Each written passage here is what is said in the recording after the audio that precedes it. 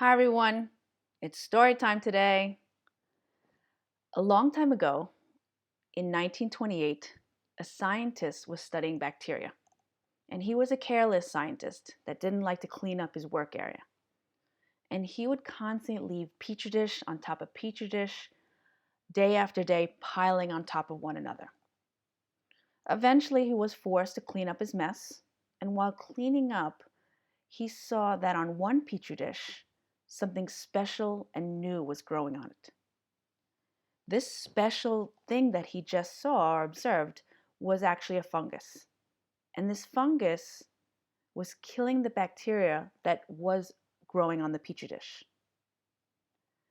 Now, this is one of the most important medical discoveries, and it was actually discovered by accident by a scientist named Sir Alexander Fleming. And that accidental fungus that he found in his mess was actually penicillin. Now, at that time, most bacterial infections were very severe and often life-threatening.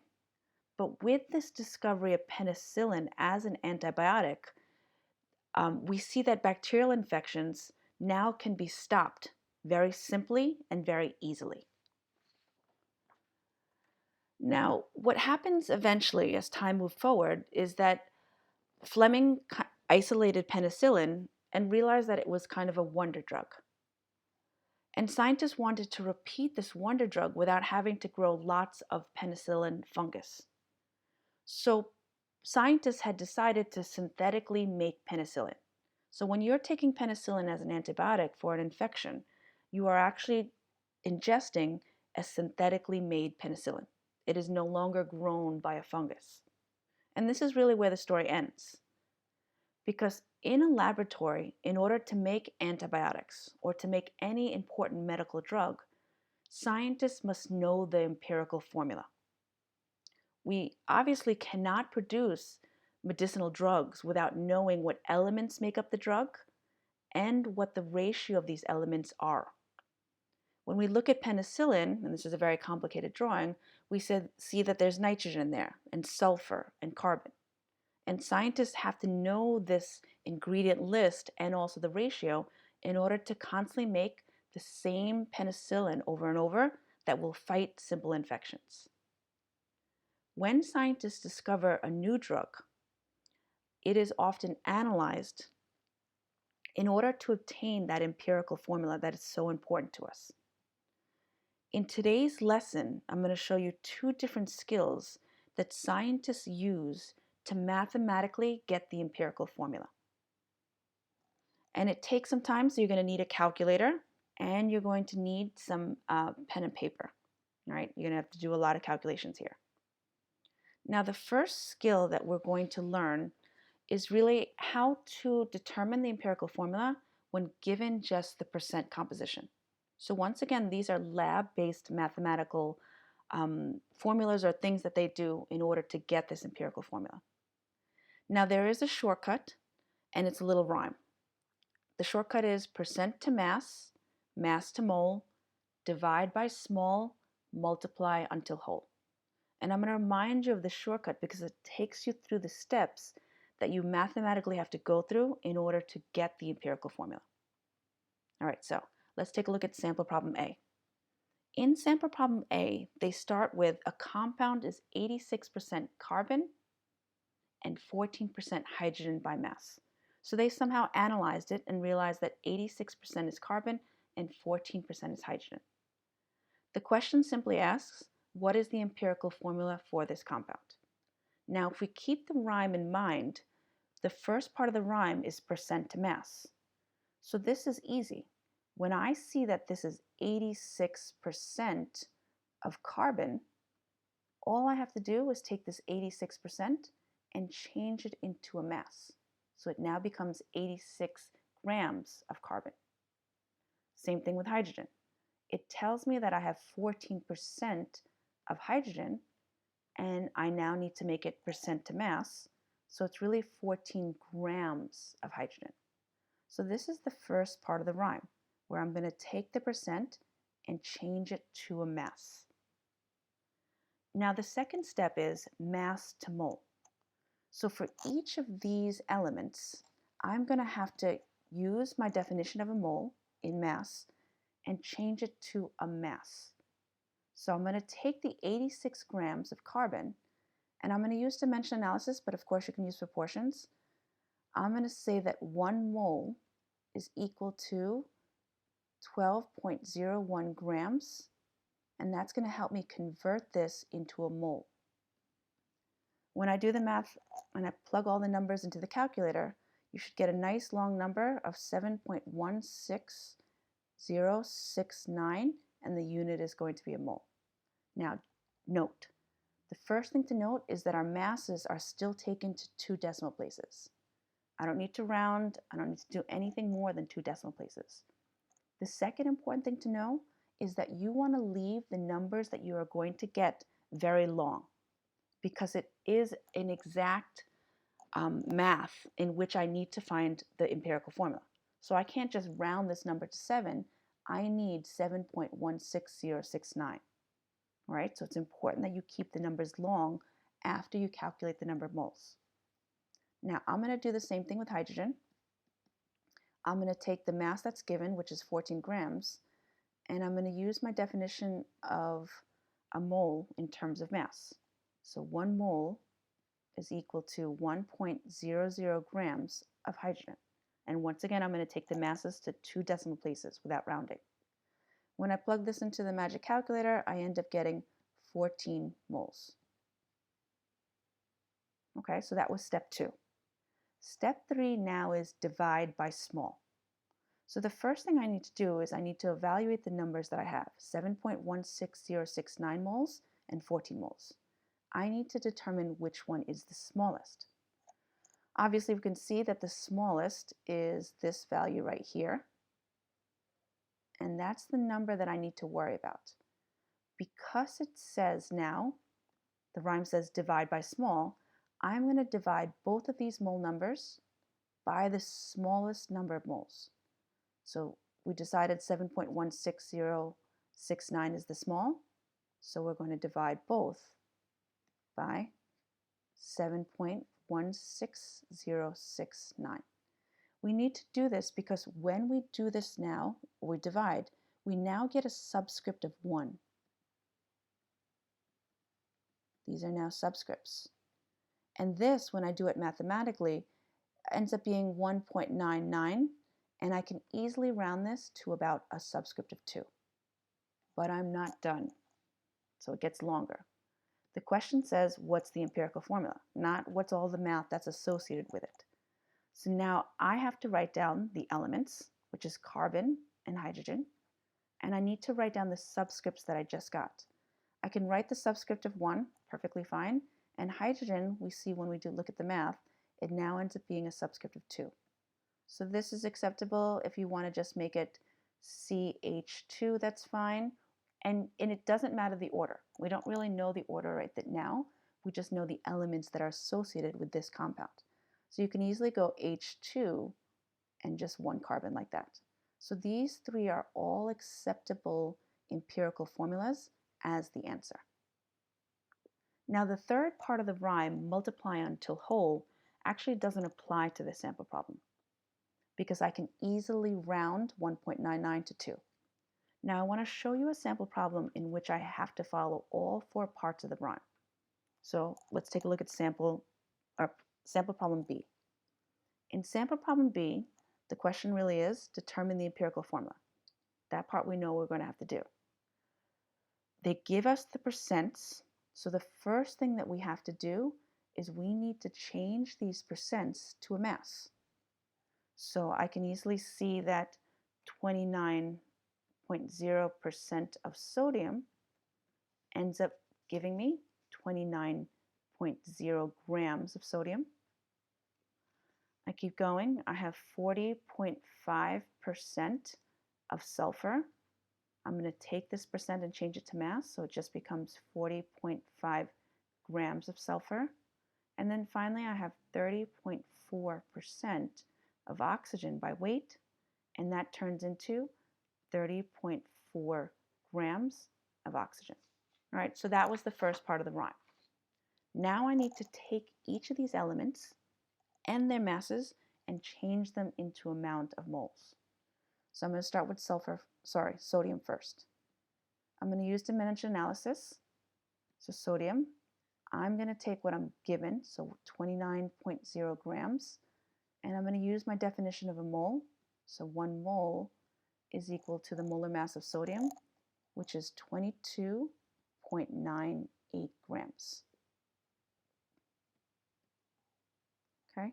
When I solve for it and put it into that magic calculator, I get 1.2619 moles.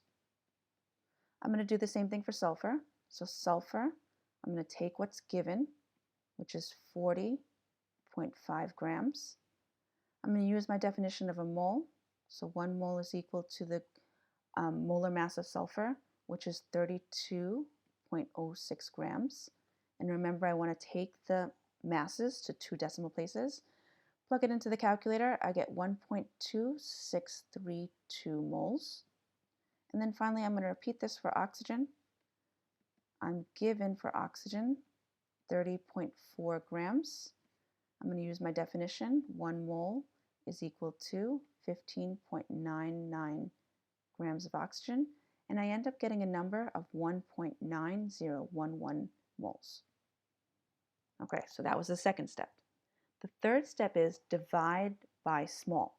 So I need to step back for a second and look at the numbers that I calculated. The smallest number I have is 1.2619. So this is my small. That means that each of the numbers that I calculated now needs to be divided by the same number. And we do this so we can have a subscript of 1. So I'm going to take each one and multiply by that small. 1.2619, and then the bottom one is also 1.2619. Now, when I do this mathematically, and I'm going to put it up here now, I get sodium to have a subscript of 1, because I divided by the same number. Sulfur has a subscript of 1.001, and finally oxygen has a subscript when I plug in or multiply 1.9011 moles divided by 1.2619, ends up getting 1.50. Now here is where we need the fourth part of the rhyme, where we have to multiply by whole. We can easily follow all of our rounding, but the one number that's the most important to us is this 0.5. This 0.5 is kind of on the fence. It's not keeping the same, it's not rounding up, so it gives us a problem when we do our math. And this is where we now need to multiply until whole. We're going to multiply each of these subscripts by the number of 2. By multiplying by the number 2, I can now get the 1.5 to turn into a whole number without guessing if I have to round up or I stay the same. So my subscript for sodium now becomes 1. Sulfur becomes 1. Oh, whoops, sorry. I forgot to multiply. We're going to multiply each one by 2. I said it, but I didn't write it. And then now, mathematically, the subscript of sodium ends up becoming 2. 1 times 2. Sulfur ends up becoming a subscript of 2. And then finally, oxygen, 1.5 times 2 gives me the whole number of 3. But I'm not done because I need an empirical formula. I don't need any of this math, but I need as my answer my empirical formula. Now it doesn't matter the order that you put the elements in as long as you have the right subscript. So I can easily write down Na, subscript of 2, sulfur 2, and oxygen 3. That can be one of my answers. But if I didn't want to put them in that order, I could easily write down oxygen 3, sodium 2, sulfur 2. You can use any combination that you want as long as you have the correct elements and also the correct subscripts. All right, so that's the first skill. The second skill for today's lesson is really still determining the empirical formula, But instead of given a percent composition, you are now given a mass in grams. And this is very similar to what we're doing, or what we've already done. And the rhyme is similar. You'll notice that in this rhyme, it's mass to mole, divide by small, multiply into whole. We got rid of the first step because we don't have percents. We just go straight to mass to mole. And then once again, that last part of the rhyme, multiply into whole, only applies for subscripts that have a 0.5. So be careful. All right, so let's look at a sample problem for this one. Now, the sample problem C says it has a compound that contains 0.463 grams of TL, 0.0544 grams of carbon, 0.00685 grams of hydrogen, and finally 0.0725 grams of oxygen. So these numbers are very, very small. So you have to be careful of your zeros, don't lose any numbers. The question simply asks, what's the empirical formula? So the first part of the rhyme, just like before, is we need to take each of these masses and turn them into moles. So I'm going to start with TL. I'm given 0.463, and you can do proportions. 1 mole, if I look up atomic mass for element 81, ends up being 204.38 grams, and that gets me, and be careful, 0.00226 moles. So the numbers get very small. Pay attention to all your zeros. Do the same thing for carbon. I'm given 0.0544 grams, and I forgot a unit up here. And my definition of mole is 1 mole is equal to 12.01 grams. I plug it into the calculator. I get a very small number, 0.00452 moles. To do this 2 more times, I have to do it for hydrogen. Hydrogen, 0.00685 grams are given. I'm going to switch that into moles. 1 mole is equal to 1.00 grams. I ended up getting 0.00685 moles. And then finally I have to do this for oxygen. Oxygen, I'm given 0.0725 grams. And my definition is 1 mole is equal to 15.99 grams. Plug it into that magic calculator, I end up getting 0.00453 moles. And I know I did the math, but take your calculator and verify my numbers. Now, the next step is divide by small. So now I need to find my small. So when I look at all my numbers very carefully, the smallest value I have happens to be here. And it's a coincidence that each of the smallest values are the first one. That's not always going to be true. Okay? So I now need to take this and divide by small. So each of the numbers that I got need to be divided by 0.00226. 0.00226 divide by 0.00226, and same thing at the bottom. And remember, I want to do this because I want a subscript of 1. So this gives me a subscript of 1. Here, when I plug in the numbers, I get a subscript of 2. For hydrogen, when I do it properly, I get about 3, or it's 3.00. And then finally, oxygen, when you do it, it's 2.0. All right, so now I need to put this into an empirical formula. So remember, the order doesn't matter, the subscripts do. So it's going to be definitely TL. It has a subscript of 1. I'm not going to write the 1. Carbon 2, hydrogen 3, oxygen ends up being 2. All right? In this problem, you'll notice that when I divided by small, not one of my subscripts that I calculated was a 0.5 subscript. And that's why I don't have to multiply until whole.